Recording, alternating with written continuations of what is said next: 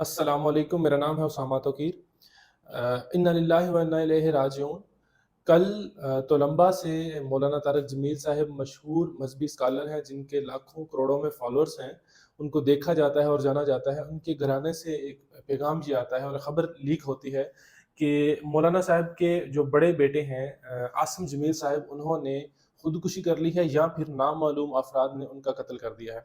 इस हवाले से बहुत सारे रूमर्स हमें देखने को मिले, जिनमें से चंद एक तो ये थे कि उन्होंने खुदकुशी की है, या फिर ज़्यादा अफ़वाहें ये थी कि उनका कत्ल किया गया है और नामालूम अफराद ने कत्ल किया है।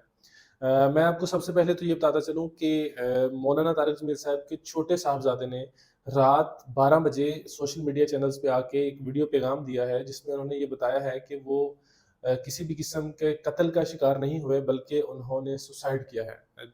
ये बात मैं आपको बड़े वसूख से बता रहा हूँ। मैं इस वीडियो के एंड पे आप डिस्क्रिप्शन में जाइएगा, डिस्क्रिप्शन में आपको उस वीडियो का लिंक भी मिल जाएगा, जो कि मौलाना तारिक जमील साहब के ऑफ़िशियल यूट्यूब चैनल पर भी आ चुकी है। तो एक तो ये है कि ये सुसाइड था। अब हम इस बात पे आते हैं कि जो सुसाइड की वजह क्या बनी, उनको कौन से हालात ऐसे थे जो वो सुसाइड तक जा पहुँचे।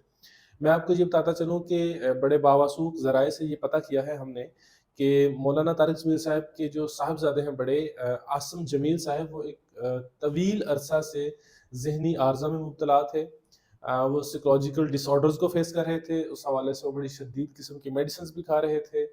जबकि कल शाम हादसाती तौर पर वो घर में अकेले मौजूद थे और मौलाना तारिक जमील साहब और उनके छोटे साहबज़ादे एमटीजी जो उनका ब्रांड है, उस हवाले से उनकी लॉन्चिंग सेरेमनी थी मियाँ वाली में, वो वहाँ पर मौजूद थे। तो पीछे से आसिम जमील साहब ने अपने जिम में अपने गार्ड से गन लेते हैं और अपने आप को गन के ज़रिए शूट कर लेते हैं। और यहाँ तक मैं ये भी बताता चलूँ आपको कि उन्होंने अपने चेस्ट में अपने आप को खुद से शूट किया है, और जब वो हॉस्पिटल पहुँचे तो वो डेड रिसीव किया हॉस्पिटल ने उन्हें। तो ये सारी बड़ी दुःख वाली खबर थी जो मैंने अब तक ब्रेक की। मैं आपको यहाँ ये भी बताता चलूँ कि हमें बतौर इंसान और बतौर इंसानियत, बतौर पाकिस्तानी, हमें ये सोचना चाहिए कि हम किस तरीके के व्लॉग्स रिकॉर्ड कर रहे हैं, और फिर हम उसमें क्या मैसेज दे रहे हैं, और फिर हम, चाहे हमारी मज़हबी लेवल पे किसी भी किस्म की दुश्मनी रही हो या है मौलाना तारिक जमील साहब के साथ, मेरे इट सेल्फ भी उनके साथ कुछ इख्तिलाफ़ात हैं बिलीफ्स को लेके। लेकिन मैं ये समझता हूँ कि एक रीज़नेबल पर्सन जो होता है, वो कभी भी किसी भी इंसान की कैरेक्टर असैसिनेशन नहीं करता, और स्पेशली इस तरह के मौके पर जब किसी घर से जवां साला बेटे की लाश उठ रही हो। अ, तो I personally humbly request you कि आप प्लीज़ इस चीज़ से अवॉइड करें। जितने भी व्लॉगर्स हैं, यूट्यूबर्स हैं, डिफरेंट चैनल्स हैं, इस चीज़ से अवॉइड करें। किसी भी किस्म के उनको इस तरीके की खबर को ब्रेक ना करें कि जिससे वो पर्सनली अगेन हर्ट हो और अगेन डैमेज हो, उनकी सेल्फ रिस्पेक्ट और विल डैमेज हो।